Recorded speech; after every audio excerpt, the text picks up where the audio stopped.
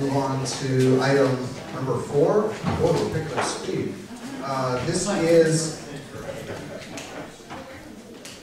This is the Design Review Board appeal for the Barlow LLC. We could have a staff report, please. Yes, I'll try to keep this relatively brief. So this is an appeal of 2 denials from the Design Review Board, one in relation to the Barlow sign program and then actual signs that would be permitted by that program. So the board reviewed both of those, kind of a policy allowance and then specific signs that would go on the side of the Guayaquil building. So the board denied both of those requests, and that appeal, those 2 appeals are in front of you tonight.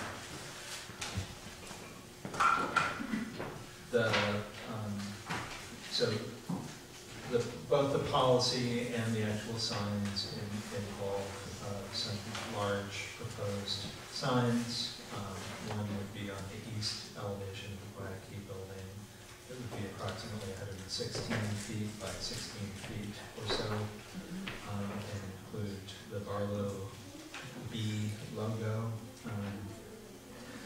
And then the second sign on the other side of the Guayaquil building that would be about 55 feet long and about almost 8 feet tall, and also include the Barlow B logo. These signs would be substantially above what the sign ordinance contemplates as far as area, which is 175 square feet, with these being close to 10 times bigger than that.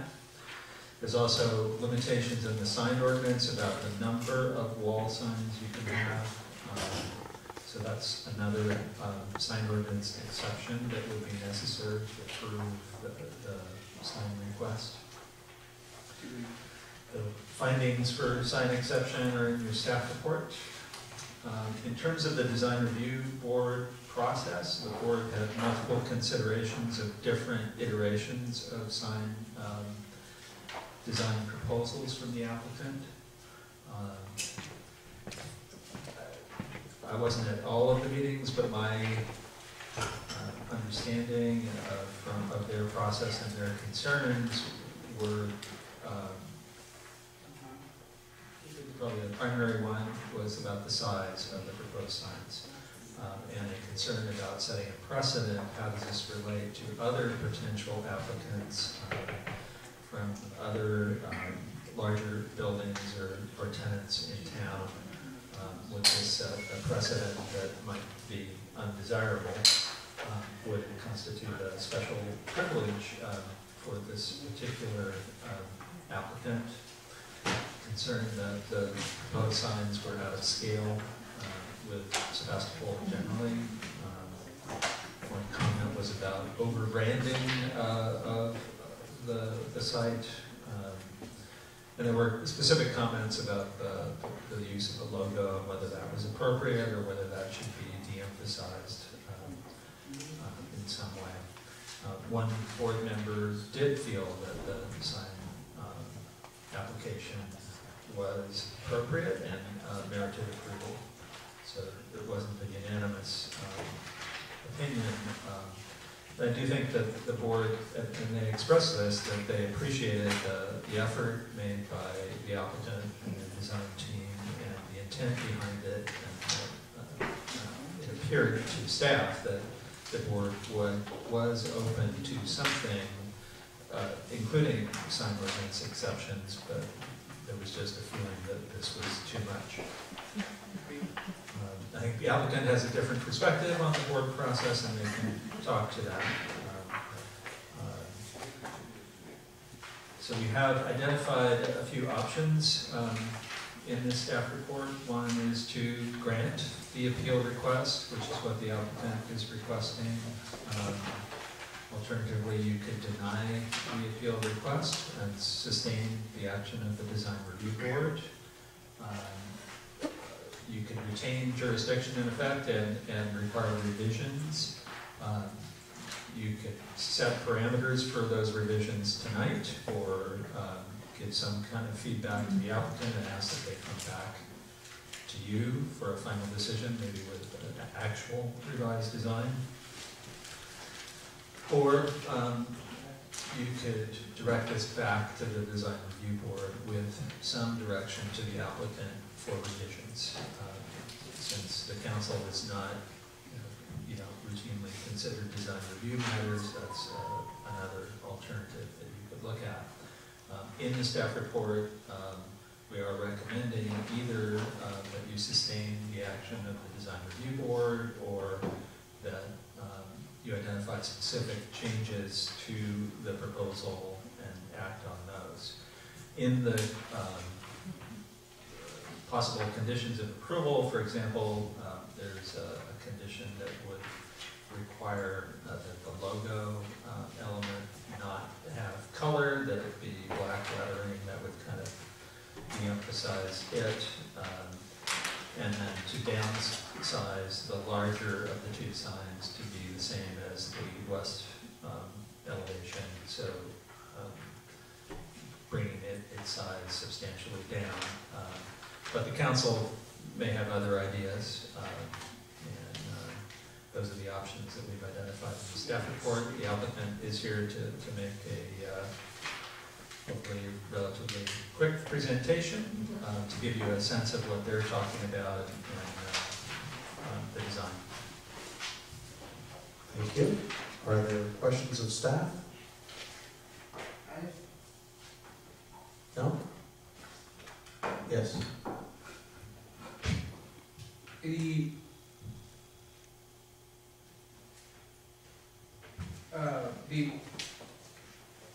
you have any signs that multiply the side ordinance by this scale anywhere in town? I don't think any that come close.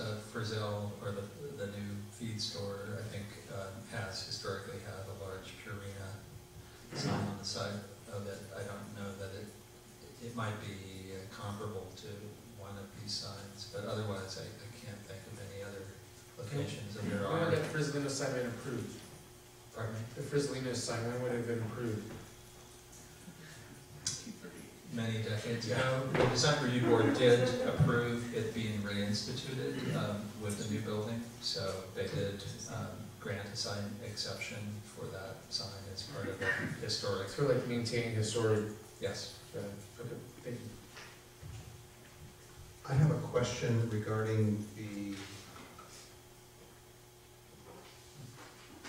two parts to this, the sign program as well as the specific sign. If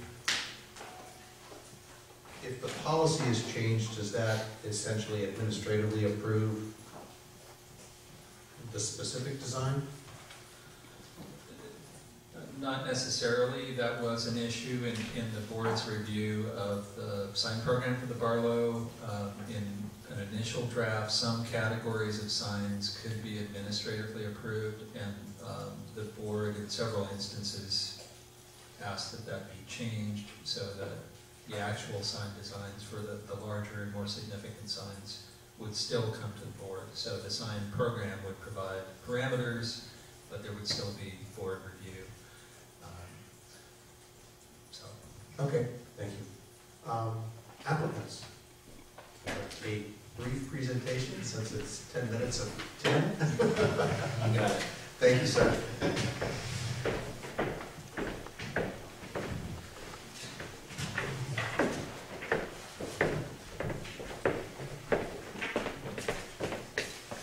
My name is Michael Birch. I'm with Scott AG from Santa Rosa, and we have been the environmental graphic design firm that has worked with Barney Aldridge and the Barlow over the past 3.5 years, and with the city of Sebastopol over the past 3.5 years, to develop a sign program for the Barlow that matches the unique character and architectural design and the tenanting of the Barlow. So one of the things that happens, for a little bit of background here, with a project of this size in most cities, and certainly in Sebastopol, is that the sign code does not adequately address a project of this nature.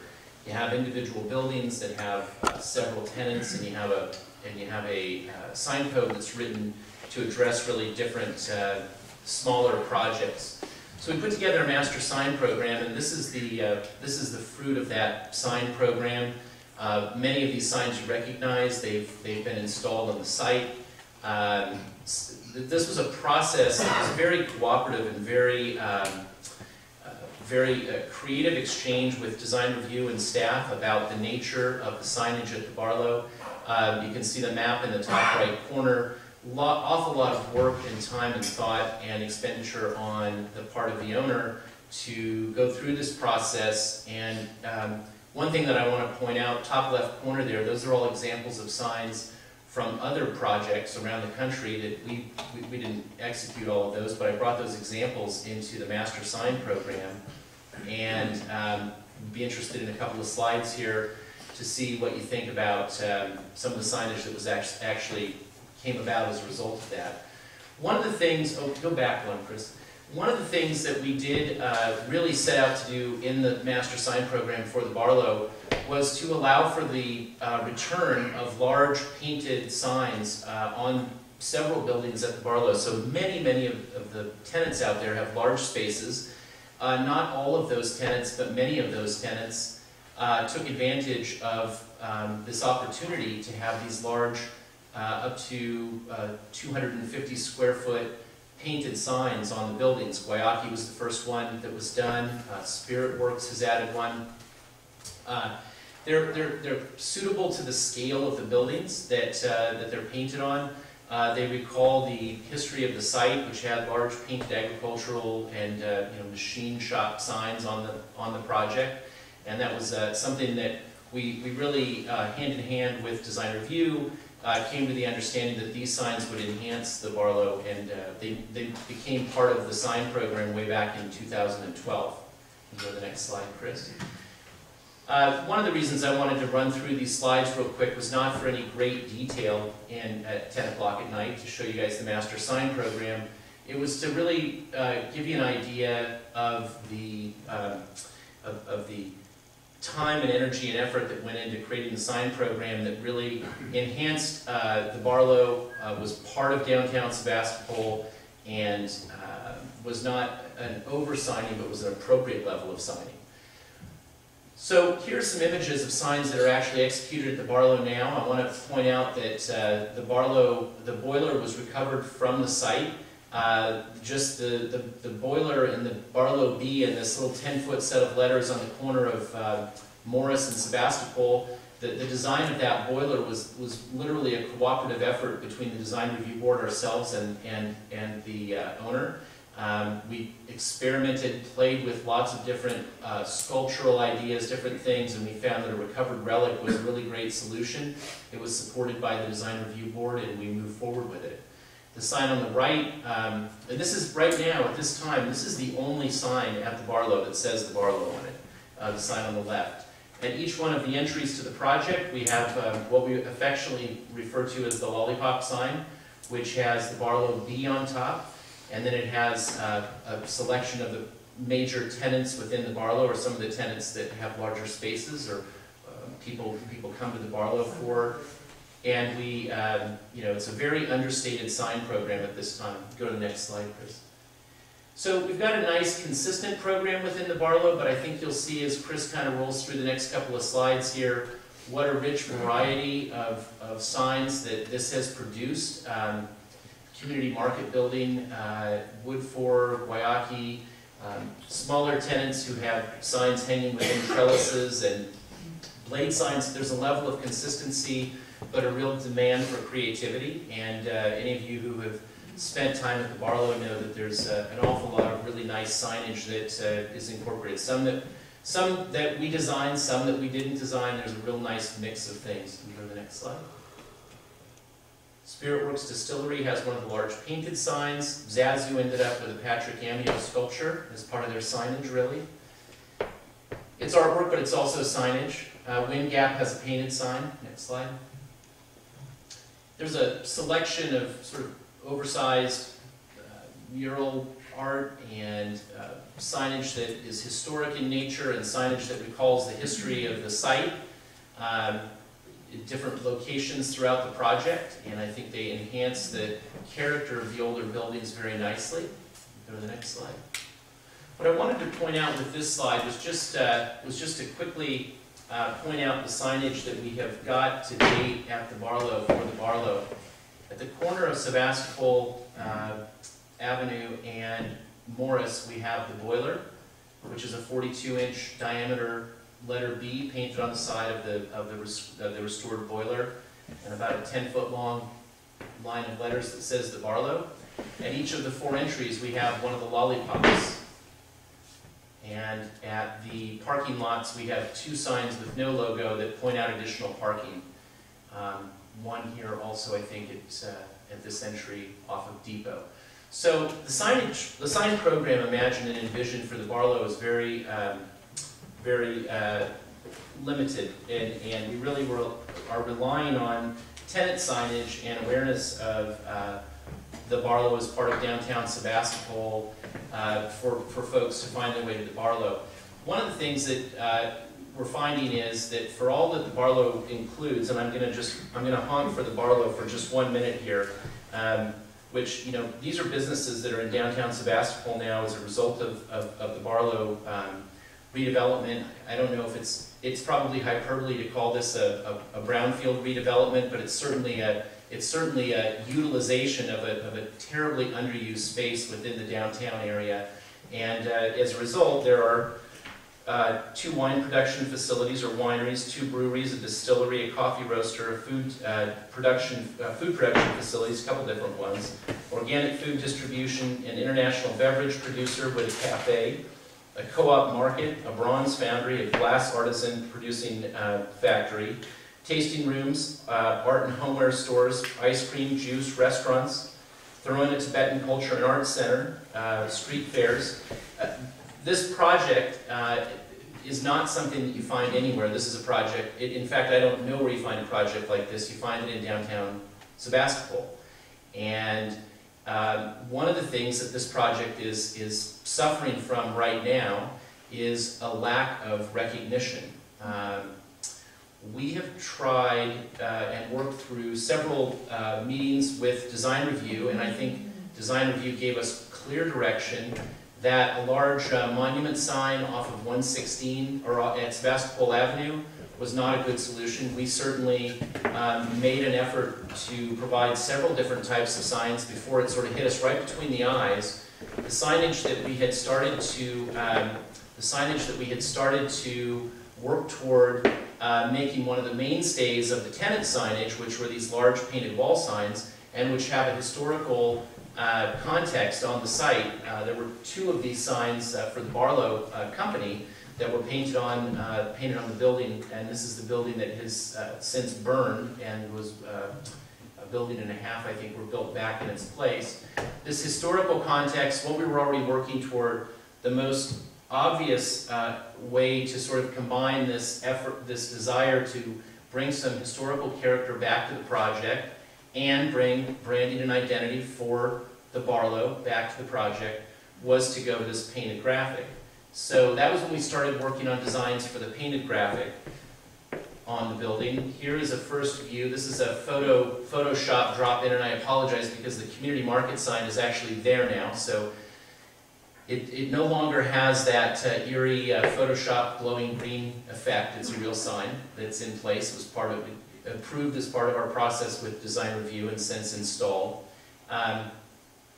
This is just a quick first look traveling westbound on Sebastopol Avenue at how the sign sort of comes out from behind the veterinary clinic as you drive across through the landscaping. And Chris, if you'll flip to the next slide. These are the 2 views, east and west of the Guayaki building that we're working toward getting this approval. one of the big questions about this is size, and one of my main concerns here, we've been through 2 or 3 different renditions of this over a 3-meeting period with design review, in which our proposals range from painting the entire side of the building yellow, having the Barlow in different locations. We had some real mural approaches to different things, I'll call them word puzzles, wordscapes that had very, phrases that related to sort of downtown Sebastopol Barlow activities. We really had tried some very strong creative approaches that were much more about being a large-scale sort of artwork that really combined with being a sign. My concern, especially with the sign that is on the east elevation here, the larger of the two that you view driving west or as you turn into the Barlow, is that I'm trying, the scale of this sign is an effort to make this more of an artwork than just a sign. So some of the comments that came out of the design review process, like when the door rolls up, you can't read it. Well, we like that when the door rolls up, you can't quite read it. We like that when there's a couple of trucks parked there for Guayaki, it changes the view. The view changes all day. And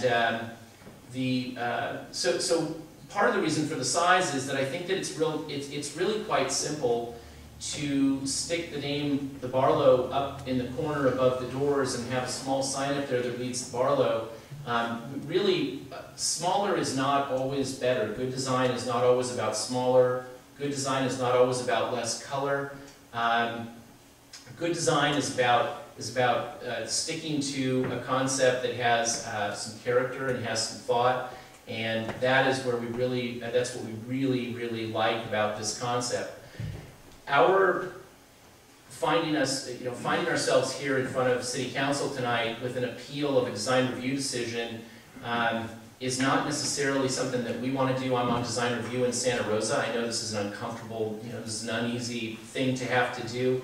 But we really felt like there was a predictable path and there was a predictable process, again, through 3.5 years, and more than the 3 meetings outlined in the staff report, but probably 6, 7 meetings over the course of 3.5 years, where we always found our way to a good solution and a good end. And this process was moving toward and this was an iterative sort of, let's look at this again. Barney, the owner, he was, a couple of times said, Barney, I'm going to go back one more time, we're almost there. And in the final meeting, final meeting sort of got off track with public comment that was gathered online and some other things that just were not part of the process leading up to that point. So what I really wanted to do was, there was very supportive attitude on the design review board, and there were a couple of detractors also. But it reached the point with the owner that he said, look, I need to take this to the next level. I want to get this project done. And that was how we ended up here. So I wanted to just quickly read, and I don't know if I have enough light to actually read this. I just wanted to wrap up by saying that reading from the appeal letter that I had written, and I just wanted to wrap up by saying, we feel strongly that the proposed approach balances the ambition to recall historical elements located on the Barlow property, respect for the unique and creative culture of the city of Sebastopol, and the need for a new and evolving downtown district to use a creative approach to branding and identity. As for the concern about a precedent, I don't know, and I would hope for Sebastopol at some point that there is a project that's this creative and this thoughtful and this thought-provoking with this tenant mix that's 12.5 acres and 215,000 square feet somewhere in the future. I mean, that may not be what Sebastopol wants, but this is a unique project right now. I don't see a precedent being set here. And I really encourage you to step back and take a look at what the net gain for downtown Sebastopol and the Barlow is, to take a really creative concept and allow this to be used as a very unique element in downtown Sebastopol. Thank you.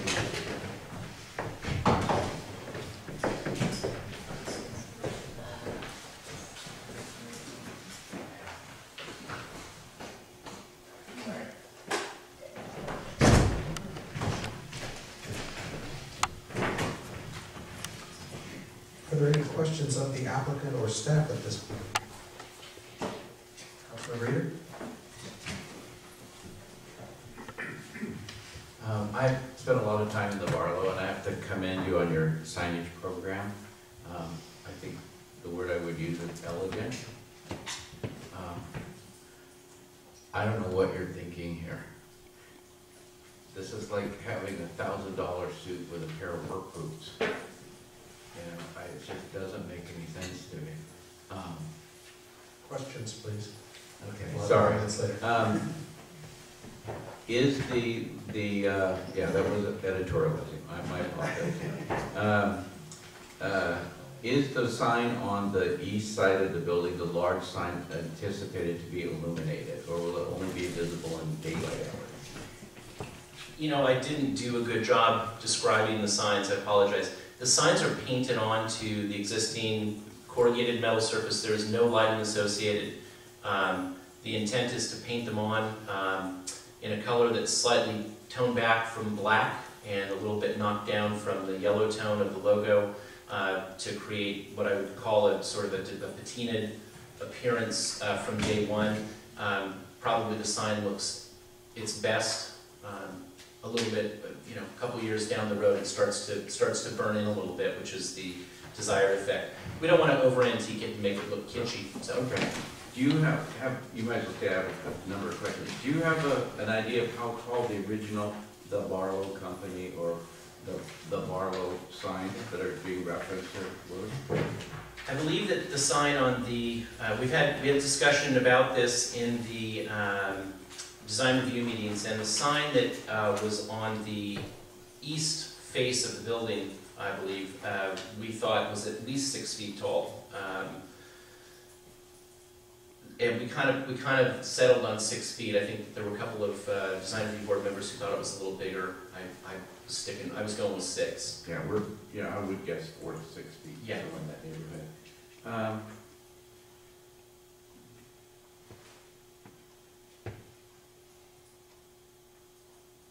You know, I just have to say that it's interesting, like for instance on the one building where you have local food, wine, art, there's a door right there, but you didn't choose to put the word local on the door there, you put it above the door.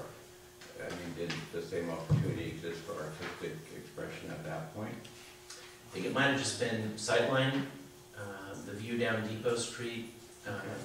Yeah, and you know, I think those letters are also much smaller, so they don't have the same impact that would just run across the door, where these are large enough to sort of spill over the door, be cut by the canopies. And Well, those letters are about 6 feet, aren't they?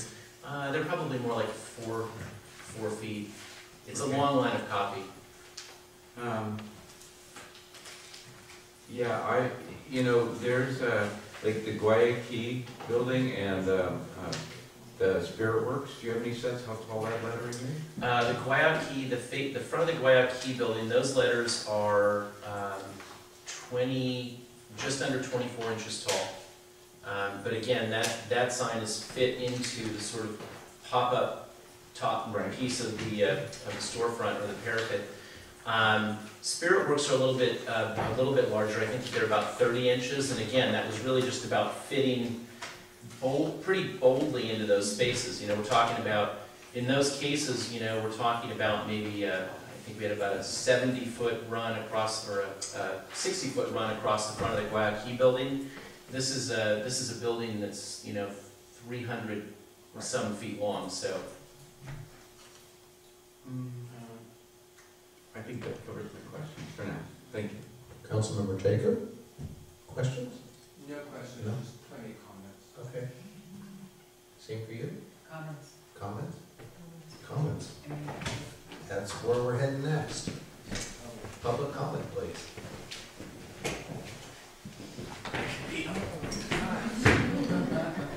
That's not fair. Not fair. Oh, I would do that.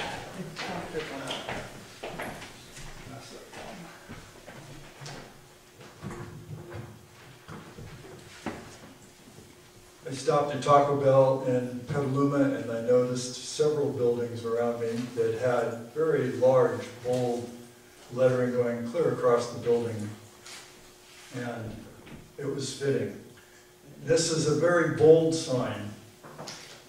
It's a very big project, and it's a 400-foot long building. It all works. I know that some people are afraid of it because it is so big and bold, but it's cool.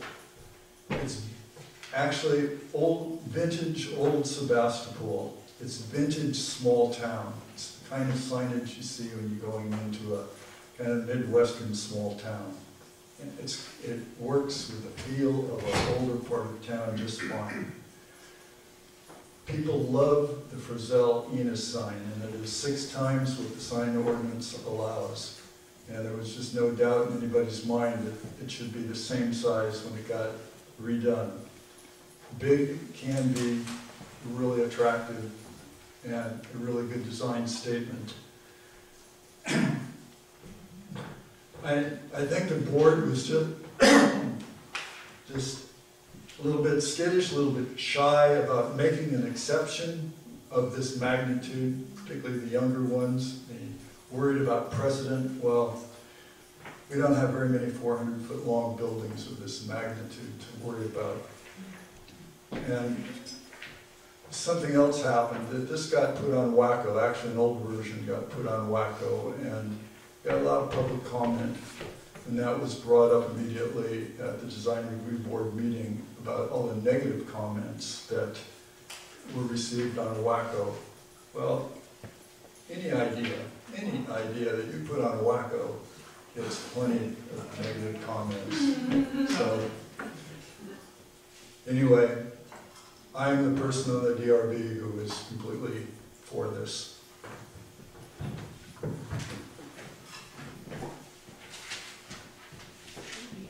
Next speaker, please. Oh, okay, yeah. I apologize if I'm lisping. As some of you already know, I got shut up earlier today with some dental work. So, I apologize. My name is Heidi. My husband and I own the Tibetan Gallery and Studio in the Barlow. As was just mentioned, I too read the comments on Wacko, and I have to say that we were entirely disheartened. My husband and I apparently opened our business in a place that has been referred to as a prison, that the word sardines should be painted on the side of the wall. Frankly, it didn't make us feel very welcome here. We and many of the other business owners at the Barlow are struggling to stay open. We are paying the equivalent of San Francisco rents in a small town. My signs, because we followed the sign program, are very small. They cannot be seen from Route 12. We need all of the help that we can get to get all of those people that come across Route 12 to come in and support what are, in most cases, small, individual, owner-operated businesses. Design-wise, do I think the Barlow in huge letters is necessarily the best design choice? No, I wish we had local food or local art or some descriptor, because there are still plenty of people that we experience that come every day that say, "What's the Barlow?" when we say, "Are you enjoying your time here?" What I would like to ask the council to approve is a conversation. Ted Luthen was the gentleman from the Design Review Board that posted the entire proposal up on Wacko and solicited community comments. And point 2 that he made was that he is educated as an architect but practices graphic design and specializes in signage and graphics in the built environment. Perhaps he might want to offer his insight and guidance as to what would make this better and have a true dialogue. And his other point, when he was talking about Frisell Enos or this large sign making a precedent for future companies, unfortunately I think Frisell Enos already did make a precedent. I live 2 doors away. 3 sides of the building are painted with the logo of an international conglomerate that is bigger than even CVS. So I don't think that if we used the word the Barlow, which is a community of small, very individual-owned businesses, that we're setting ourselves up for too much of a fall, because we can say it was granted based on the occupation of small business owners. Thank you. And also let you know, we appreciate that you hung around as long as you did. Thank you.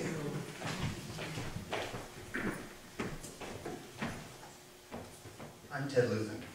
Oh, you're that guy. I'm that guy. I'm on the design review board, and yes, I am trained as an architect, and I practice graphic design, and I'd be happy to give my input.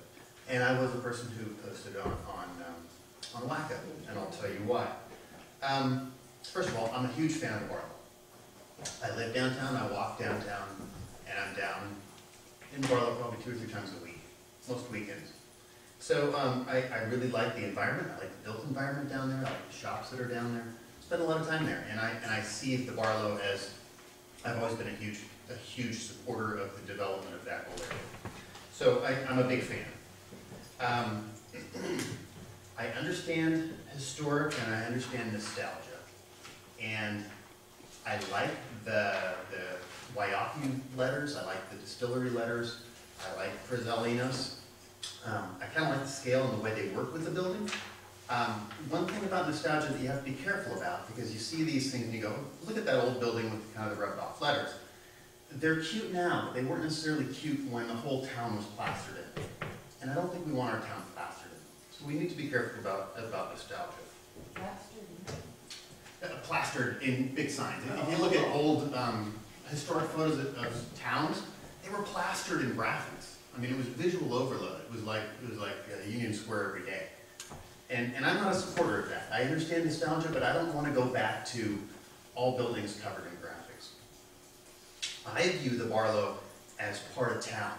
I don't view the Barlow as a development or a shopping center. I view it as part of town, and I said this during the design review thing. So I struggle with putting big giant Barlow signs anywhere. So that's my perception of the Barlow. I don't view the Barlow as the Barlow. I view the Barlow as Sebastopol. And in general, if you go to San Francisco, you don't see Noe Valley with a big giant sign, and you don't see the Fillmore with a big giant sign. They're districts.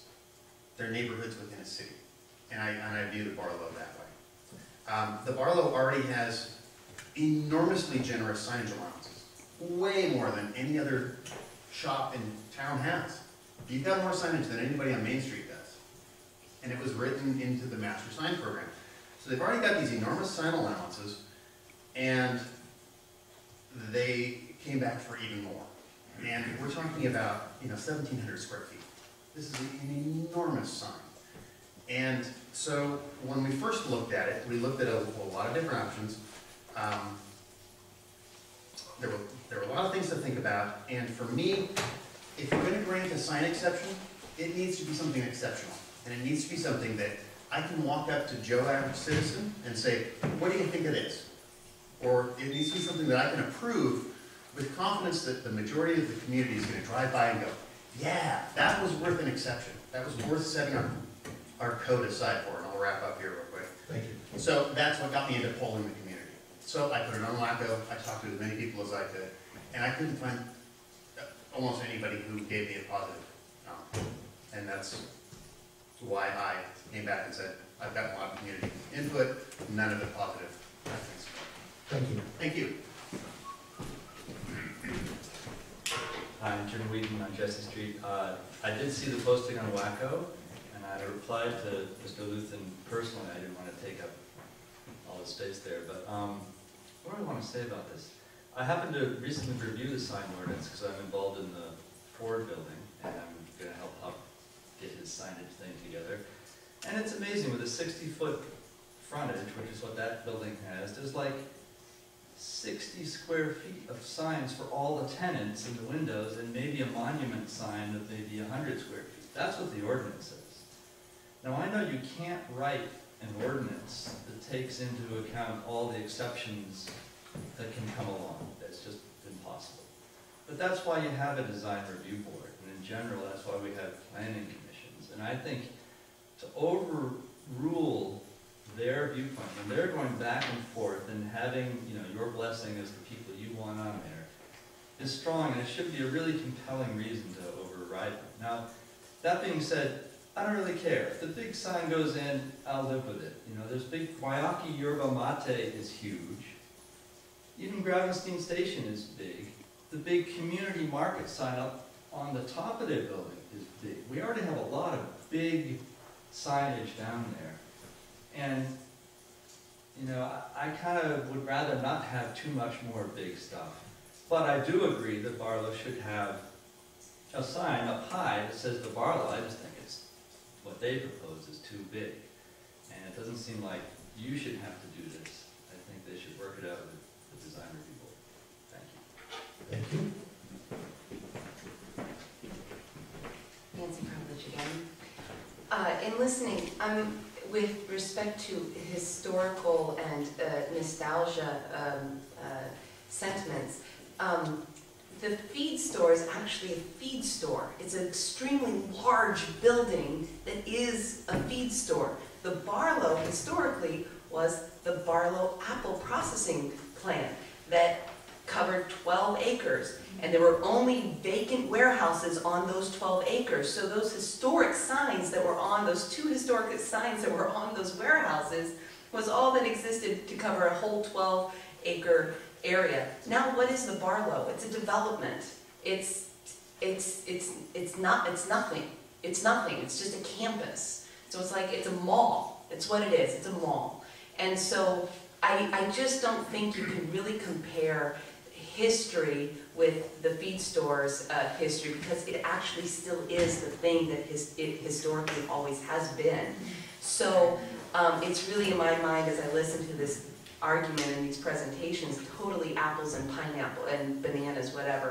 But then again, part of me says, just give them the sign, because I feel like you've, as a city, as a town, we've rolled over and given them allowance after allowance after allowance anyway. So, you know, we put all of our coin in the Barlow piggy bank to save the day. So if the sign's going to do it, then give them the sign. It won't be a new exception. So, thanks. Thank you. Good evening, we're all still awake. Ray Blazer, Sebastopol again. And I, as well as others that have commented, have posted on WACO West County bulletin board that has served many good things in my life, so I do not have any sour notes to that site. And so thank you, Ted, for bringing to attention at the beginning of what was happening and sharing that in the public forum. I thought that was really helpful in connecting with the community. And the signage is a great idea as far as trying to draw people's attention to stop right there, but I agree in the aspect that it's small independent businesses, and it is not, as she's sharing, the apple processing plant anymore. And I feel that them being here in front of the city council tonight is just not accepting the no and not working with the DDR, and that it should go back to them and should work at making it smaller and knocking out the yellow, and it's not making it so much of a bullseye coming down 12. It's really obnoxious. And it's not aesthetic to coming into town. It's not announcing welcome to Sebastopol with a wide range of creative. It is not creative. I probably said creative in your talk tonight in about like 5, 10 times, and it just made me sick to my stomach. Because, yeah. So, anyways, I think she should all reject their proposal here tonight and send it back to DDR, or just reject it in general. Thank you.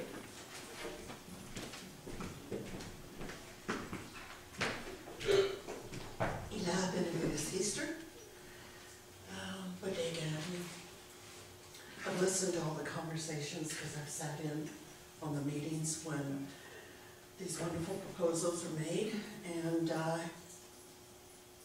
remember Ted saying it's too desperate, and it's a separator. He didn't say that, and I was very conscious of, you know, the one thing you keep hearing as an invitation to the Barlow, as let's pull downtown and you together.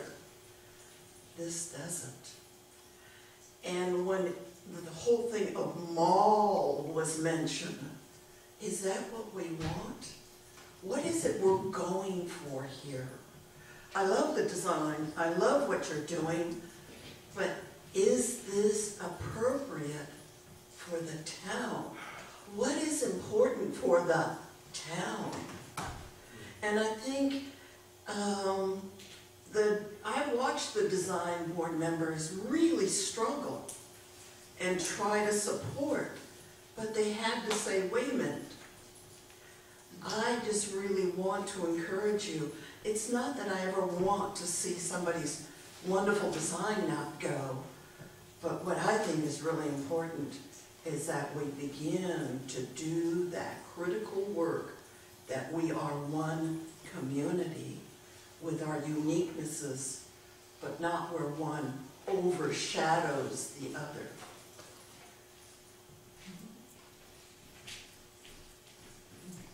I will close public comment. Is there any discussion on this item? Councilmember Eater? I understand the intent of these signs. They're homage to historic, but there's art as well. And I think, when I think of, like, if I were trying to do what you're doing, I was a graphic design major in college, and I know, aren't we all artists, right? But that's why I'm making my living doing it, not. But anyway, you know, like if Kai Boyd wanted to paint a portion of an old-fashioned movie film reel on the side of the Rialto Theater, just a portion of it, like it went off into space off the building, that to me would be an artistic graphic saying, that's a movie theater.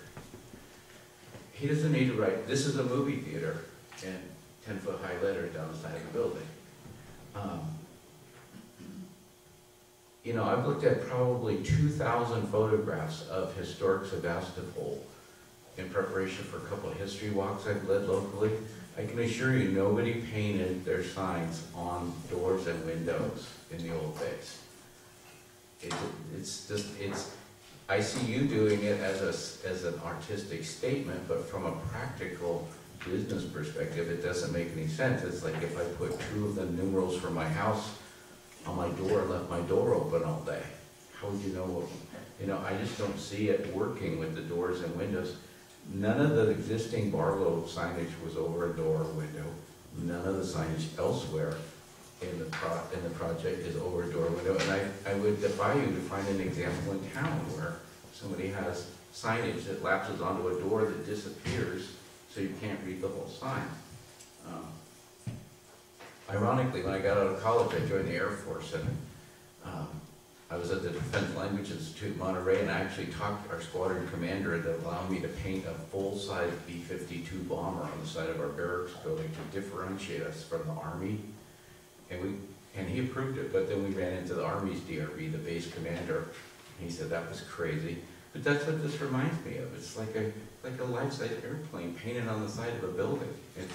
That would be cool. That would be art. But I don't see this as being artistic. You know, and as far as like the DRB, I think, you know, they get a lot of heat and they make some bad decisions. I think they got this one right. And so this is kind of like a, well, Mom didn't say, okay, so let's go ask Dad if it's okay situation here. And I don't think we should say okay. I think the signage on the west side of the building is closer in appropriate scale. And I think it would work in a similar scale above the doors. I've not seen any renderings of what that looked like with that smaller B and the smaller lettering above the doors where it's not disturbed by opening doors and windows. I understand the need for drawing the attention of motorists passing, you know, for the benefit of the merchants that have shops there. But I just don't think this is the right way to go about doing that. And I don't think there's any comparison between the feed store and this project. You know, that's a real existing historic building. Yes, the name's different, but they weren't trying to mimic something, they were just putting something back after burn to a shell. And this is trying to create something fake. And just visually doesn't work, because I mean, during the daytime, a lot of it will be illegible. It's not illuminated at night. So I'm not seeing how you're getting a lot of traction from it, from people going by at 25 and 30 miles an hour, when it's a broken up assemblage of spaces, really. So, those are my comments. Councilmember Glass?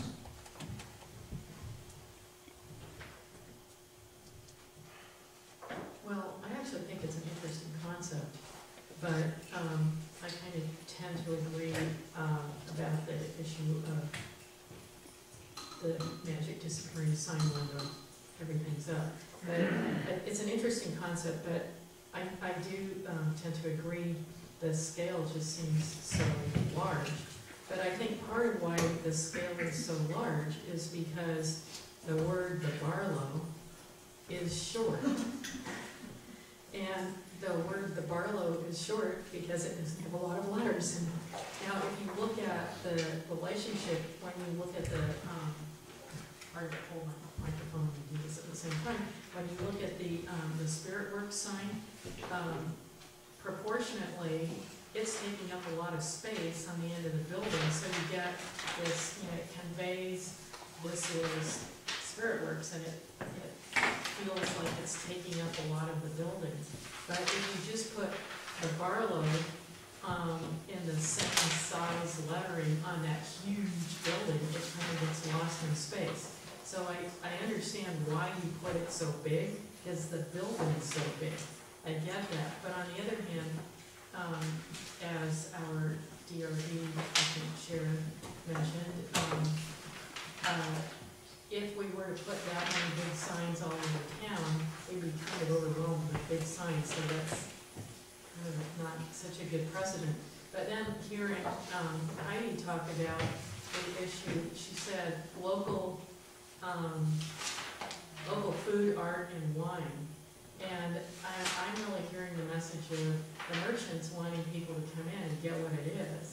So I'm wondering about, and this, I'm just throwing this out there, which is probably a really stupid idea because, hey, I'm not a design professional, but what about the Barlow in a more above the doors and a smaller scale that's more along the lines of the scale of Spirit Works that says the Barlow space, local food, art, and wine, and then greater than, greater than, greater than. Point everybody to that's where they need to go.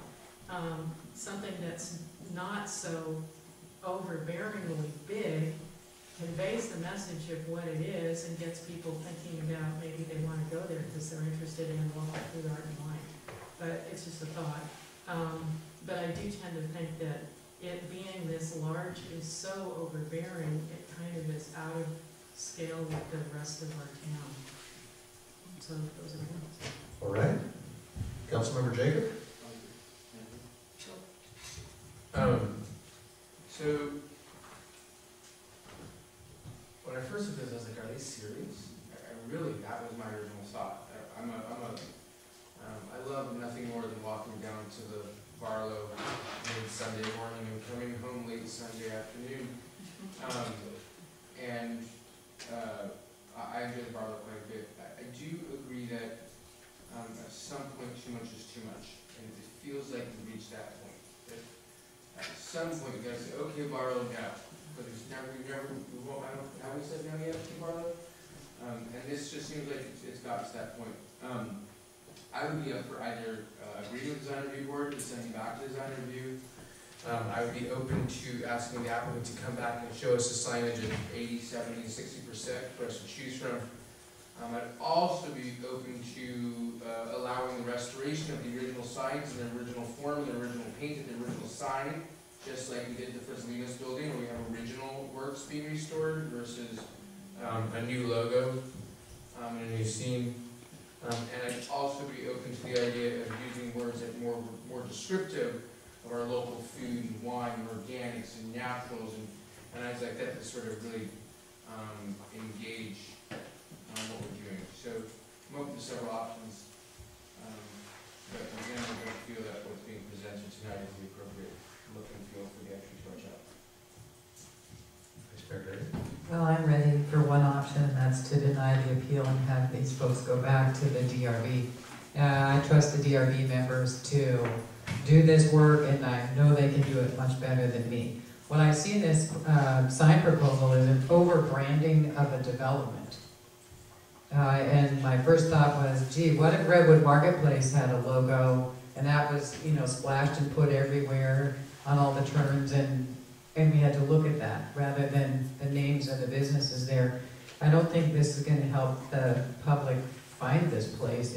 I mean, and it's not hard to find. I mean, where is the Barlow, right? One border is Morris Street, one border is Sebastopol Avenue, one border is like the Plaza, and the other is Laguna Parkway. I mean, this is right there and obvious, and I don't think people need that kind of branding. What they need to know is where the little businesses are and the places that are unusual that they want to find because they're uniquely Sebastopol. I'll second that motion. Okay, so I want a couple more points, please. And what I find in this signage is it emphasizes exactly what the business community does not want, which is a separation of the Barlow from Main Street. We really have to quit that. I mean, this is a grid of streets. We all live here. We got to walk from one to the other. And what we need is signage, small signage for the businesses. I think you call them the lollipop signs. Those are helpful. They put the name of the businesses up there. Unfortunately, if you only let your bigger tenants do that, then I think the rest of the people are missed out. And I find those signs really confusing because they're literally not put in space where the businesses are. So like, it can say community market, but, you know, or Costa Brown, but the Costa Brown is way over there. And you know, so as a sign to me, they are just directionally really confusing. And the ones that advertise wine or restrooms or whatever look like they're made of plywood spray painted with black, and I could have made it myself. I mean, I don't see a design element in those. They are so plain. So for me, the signage is kind of like, well, let me leave it this way. I think the lollipop design is probably the most helpful, but it's confusing. I don't think we need this big of stuff. It's way out of scale for the community, and the message is just too much about this project and not about the businesses and the individual owners. So I say we deny and let the DRB handle it. Thank you for those comments. Something that was stated at the beginning of your presentation is that project representatives, you, Barney, whoever it is, felt that the project was suffering from a lack of recognition, and that I jotted that down because this project absolutely does not, and in fact I kind of find that a little bit of an irritant to feel that that's what the project proponents feel, is that nobody knows what this is. Well, everybody knows what this is. I wish I hadn't have said that because it really soured me on this even more than I already was. It's late, forgive us. Yeah.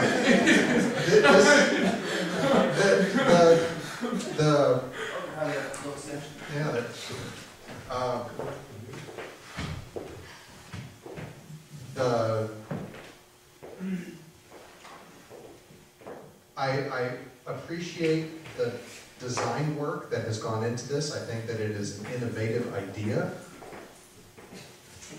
The type style that is proposed is handsome. The B logo, frankly, looks just like the one that's on the Marin. Well, no, it's down at the Golden Gate Bridge for where you get your on the bus B or bus C or bus A. And I saw when it showed up here in town, I thought, oh, well, that's like down at the Golden Gate Bridge. Here's is nice though. The color is, I like the color. The idea that there is the entryway sign and the historic element is, I feel, appropriate branding for what the project is. This coming into town, it's big city in scale. It doesn't say Sebastopol. If this did say Sebastopol on it, I would be much more in favor of it. So at this point, I'm not going to be approving this design either. The thing that I would like to maybe see is some lollipop signs actually move and migrate away from the Barlow, so that we end up with some of these things that do tie the Barlow to downtown and downtown to the Barlow. So, was there a motion officially? Yeah, I'll move that we deny the appeal request and refer the matter back to the DRB. Is there a second? Is there any further discussion? All in favor, please say aye. Aye. No opposed, motion carries. So that is our final calendar item, other than reports.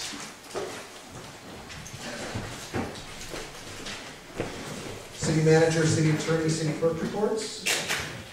Mayor and council, I just want to report out from the Pine Grove Square New Civic Center Committee that we have the official, take my notes back, brochure, each one you get one.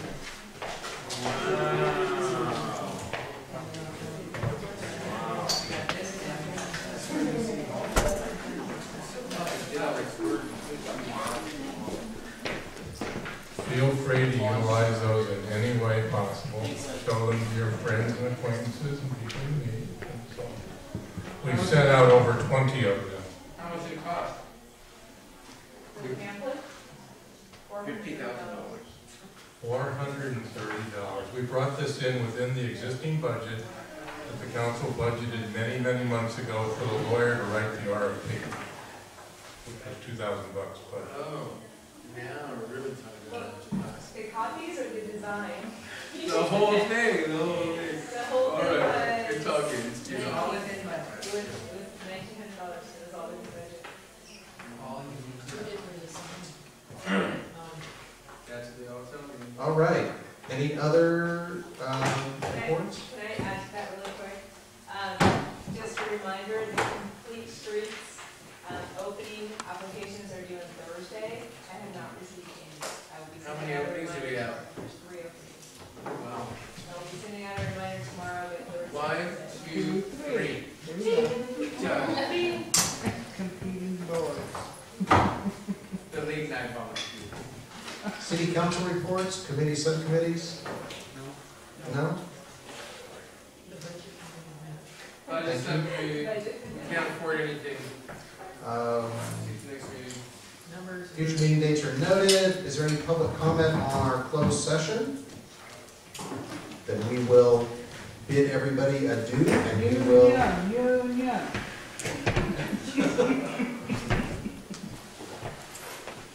Memorial is back from their strike.